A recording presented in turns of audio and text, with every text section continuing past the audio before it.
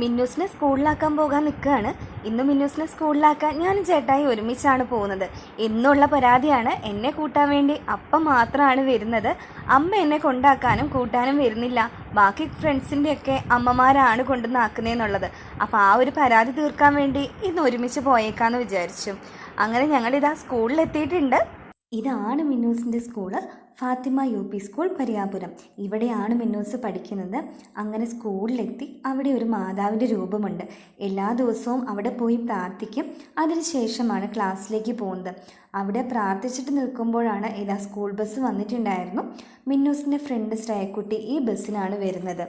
ശ്രേയക്കുട്ടി കൂടെ വന്നിട്ട് ഞങ്ങൾ ഒരുമിച്ച് പോയിക്കോളാം അമ്മയെന്നും പറഞ്ഞിട്ട് ശ്രേയക്കുട്ടീനെ വെയിറ്റ് ചെയ്ത് നിൽക്കുകയാണ്. ശ്രേയക്കുട്ടി വന്നു. പിന്നെ അവിടുന്ന് രണ്ടാളും ഒരുമിച്ച് കഥയൊക്കെ പറഞ്ഞ് അങ്ങനെ പോയിട്ടുണ്ടായിരുന്നു. ഇതാണ് അവരുടെ ക്ലാസ്. രണ്ടാളെയും ക്ലാസ്സിലാക്കി. മിന്നൂസിനൊരു ബാങ്ക് അക്കൗണ്ട് എടുക്കാനുണ്ടായിരുന്നു. അവിടുന്ന് ഞങ്ങൾ നേരെ